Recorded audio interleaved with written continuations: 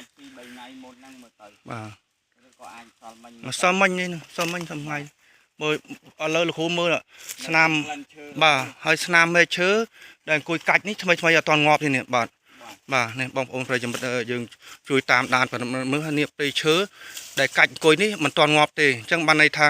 កាច់ផែជាពីម្សិលមិញបងប្អូនប្រិយមិត្តបាទនេះហើយលោកគ្រូជួយពិនិត្យវិจัยមើលតើវាយូរឬមួយឆាប់បាទគ្រូបាទនេះអត់មានរឿងយូរទេយើងមើលអាចឈើ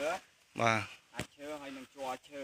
បាទហើយជាពិសេសវានៅធំក្លិនបាទអញ្ចឹងឈើនេះអាចសល់មិញបាទសល់មិញចូលពេលយប់ម្សិលមួយថ្ងៃចាប់ដើមអាកាត់ហើយលុបយប់ដឹកចេញនេះបាទលោកគ្រូជួយអាគុលឈើមិនដែរលោកគ្រូជួយប្រាប់នេះគ្រូអាចបានដឹងមិនយល់ពីស្ថានភាពនៃកាត់អានេះលោកគ្រូយើងមើលជ័រនៅចេញមកនៅថ្មីនេះជ័រ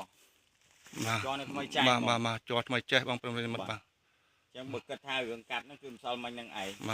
បាទហើយដើមនេះអត់ធំទេមុខប្រហែលជា3ទឹកអីទេបាទអាខាងក្រោយនេះលើកមុនអត់បានយកបាទអានេះអត់បានយកអញ្ចឹងមកយកអាមុខនេះវិញម្ដងបាទហើយយើងមើលអញ្ចឹងនឹងយើងអាចមុខសញ្ញាដើមណាបន្ទាប់ទៀតទេនៅធំក្រោយខ្នងលោកគ្រូដូចមានអាចไปសមុខសញ្ញាទៀតមើលទៅបាទអាចចូលទៅខាងក្នុងនោះបាទអញ្ចឹងយើងមើលទៅឃើញអាមេឈើដួលដែលកាប់ហ្នឹងគាត់កាប់ហើយប៉ុន្តែគាត់មិនទាន់បានយកបាទយកចេញអត់បានបាទអានេះគឺយកចេញបានហើយនេះប៉ុន្តែយើងមិនដឹងថាគាត់ប្រជាពលរដ្ឋ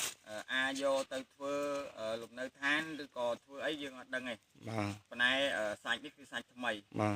បាទចង់ដឹងមានតែសួរខាងសហគមន៍ឬក៏មន្ត្រីអភិរក្សដែលគាត់នៅក្នុងដែនហ្នឹងបានយើងដឹងបាទអរគុណ